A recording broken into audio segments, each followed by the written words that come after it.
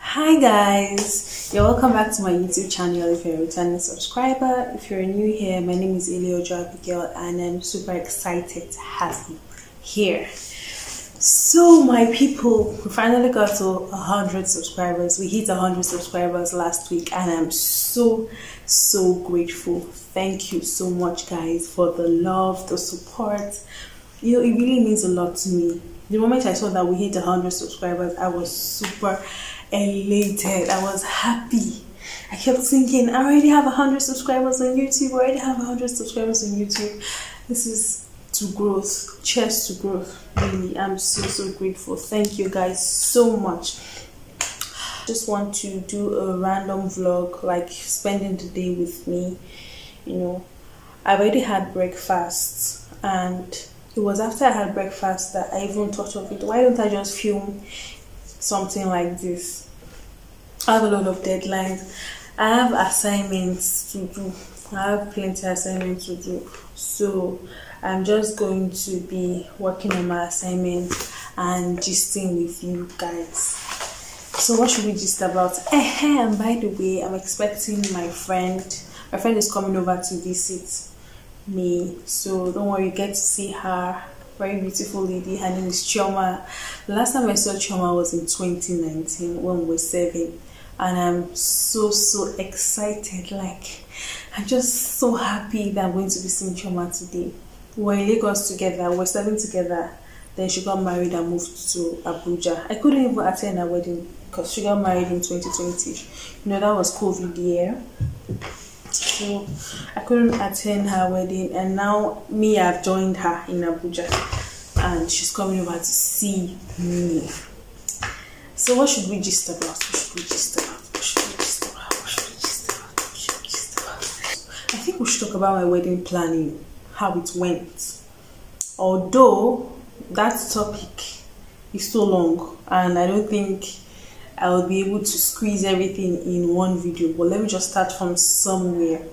We planned our wedding ourselves. By we, I mean my husband and I. So it was in Abuja, I was in Lagos, and we're just planning the wedding over the phone. Like, we'll talk about money. Before everything, the first thing we did was to draw out a budget. What are we going to be spending? How much do we want to spend? What do we want, really? Are we planning for a big wedding, or we're planning for a small wedding, or just a comfortable, a normal, a moderate wedding? Oh, sure, it's moderate wedding. It's either it's big or it's small, I beg. Anyways, so that was the first thing we did. We drew out a budget, a plan, and we're just putting expected amounts for each of them. How much we think we would spend. It was an Excel sheet actually. You know, photography, how much do we think we will spend? Food, how much do you think we will spend? We're just drawing out money for each of those things. The hall decoration, that was the first thing we did. Then I think the second thing that we did was, or personally I did, was to go and get my wedding gown. I went to pay part payments for the rental. Like, my husband didn't even know when I was going there. I just went there to Lakaris in Ikeja, and I wasn't going to work that day, so I went to Lakaris. I just wanted to see what the dresses there are like, so I would know what to pick. But before then, I'd actually gone to Lakaris with my boss's daughter-in-law. The wedding was last year, so I went there when she went to do her final fitting, and I was like, wow, these people, their dresses are really nice. I think I want to come here to pick a dress. Though I wasn't sure if I could afford their dresses, because when I asked, they had like 200k for rentals, 300k. I was just thinking, shit, these people have my money. Like, can I fit into these people's price? I don't know, but something in me just said I should chill. And thank God they were doing a promo. I'm not even shy to say it. They were doing a promo. Like, I was so happy when I saw that they were doing a promo, and I quickly took advantage of it. I went to their outlets in Ikeja and I tried out different dresses. I wasn't sure of the one to pick at that time. The first dress that I tried, I wasn't sure that was what I wanted, but it looked like something I would want to wear. So that was it. When I got to, I just told my husband that, babe, I went to pay for a dress. He was like, oh, are you serious? I'm sure in his mind he will feel like, this guy is serious. So yeah. Well, I didn't have time to wait though. When they were even doing promo again, I took advantage of it. Like, I need to pay for my dress. Yeah, that was it. And before I continue, guys, I want your opinion, or I want to hear from you. Put this in the comment section. What do you think about big weddings? Would you like, if you're not married, would you like to do a big wedding, and why? Would you like to do a small wedding? Why? And if you've gotten married, what was your experience like planning your wedding? Did you plan your wedding yourself? Did you get an event planner? I just want an interaction in the comment section, guys. So please help me drop a comment in the comment section. So that was the second thing. I went to pay for my dress, part payment. Then started getting vendors, started sourcing for vendors. Okay, because I was the only one in Lagos, you know, that one has fallen on me. That responsibility had fallen on me automatically. So my husband's part was just to know how much the vendor was saying and if it fits our budget. Started getting vendors. You know, some vendors I already saw their work on Instagram. I was following some vendors already, so it was just for me to message them and say, oh, will you be available? How much do you charge and all that?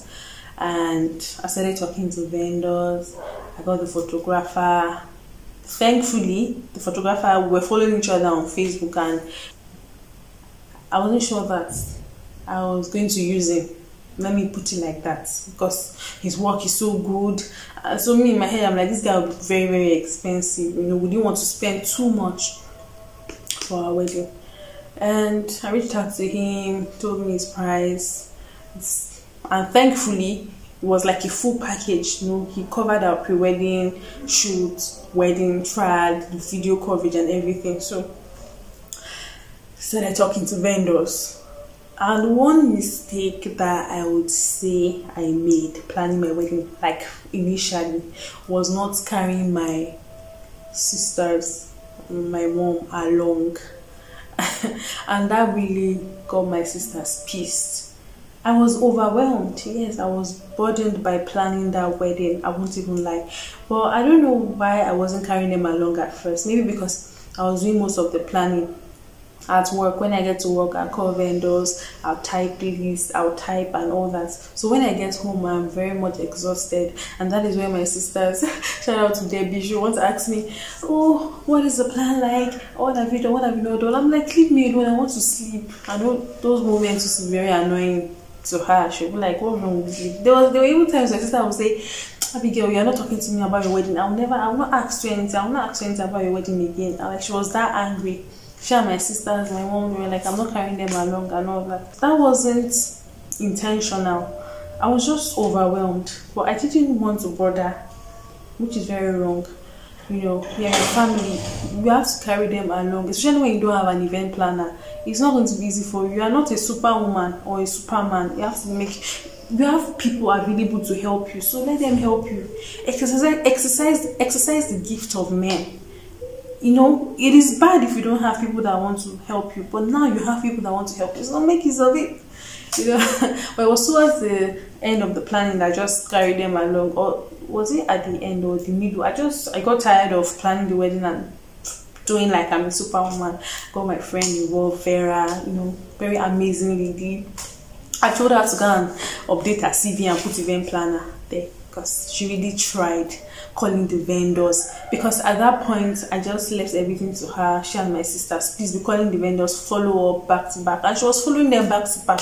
Even on my wedding morning, as early as 3 o'clock, Vera was already calling the vendors, where are you, making sure everything was okay. And I really was glad that I carried my siblings along. What else in the planning? Though on my wedding day, some things did not go as planned. Some vendors came late and I was pissed, but I tried as much as possible to keep the smile, be happy, have fun, just remove everything. When my sister was telling me, my younger sister was telling me, Abigail, you're strong, oh, like you didn't cry. I didn't want to cry. I made up my mind that I wasn't going to cry. I wasn't going to cry no matter what. My traditional wedding, I almost cried because things were just going south. But I said something to myself that Friday night of my traditional wedding, that this is my Saturday, my white wedding. I'm not going to cry. I'm not going to be bothered. Anything that wants to happen should happen. Let heaven fall. I won't cry. I won't be bothered. I won't be moved. I'll be laughing, dancing. I'm not going to care about anything. It is my day and I'm going to be excited. I don't want any bad picture or any bad angle that I'm frowning. All my pictures, and thank God, all my pictures I was smiling, I was laughing. My husband too, were just, our teeth were everywhere. We're just smiling, and that doesn't mean things didn't go wrong. Things went wrong. So many things went wrong, from the MC coming late to, because I know those things are bound to happen. And there was mad traffic that day. There was mad traffic. Even some of my guests had to turn back to their houses. They couldn't even attend the wedding. There was mad traffic and it rained a bit. But thank God everything went well. Another funny aspect of planning my wedding was the number of guests. Guys, in this part of the world where we are, Nigeria, you want to tell your parents that you're doing wedding for 20 people. When only your mother's guests is like 200, then your father's guests, let's say the men don't really have people, let's say 50 people from the men, then, but your mother has the whole crowd. She has this association, she has the association, her meeting, her work, her, please. That one just, even from the beginning, I was so tired. I'll tell my people, this is what I want. They'll tell me, you know, you have to invite these people. Wedding is not a secret. You have to invite this. You have to invite that. You have to. I was so worked up. I had to speak to my friend, Temi. Shout out to you, Temi Tokwe. I had to speak to my friend and my boss. I told them that I was overwhelmed with the number of guests. Because me, I'm planning for 300 people. But the way the number of people that these people are telling me is already getting to 500. I don't think I want this kind of crowd.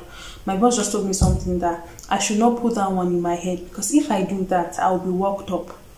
I should just plan for the 300 and add extra 50 or 100 to it, but I should not let them know that I've added 100 to my planning. But if I start dwelling on, oh, they want to add extra guests, I'm bothered, I don't want crowd, I'll just be worked up. So I just had to listen to them, and I stopped worrying about the numbers of guests my mom is bringing, or my aunts or my uncles. Like, people should do you. It's my wedding, I'm just going to be happy. And at the end of the day, if food did not reach the people you invited, to God be the glory. I don't know if they did not see seats to sit down.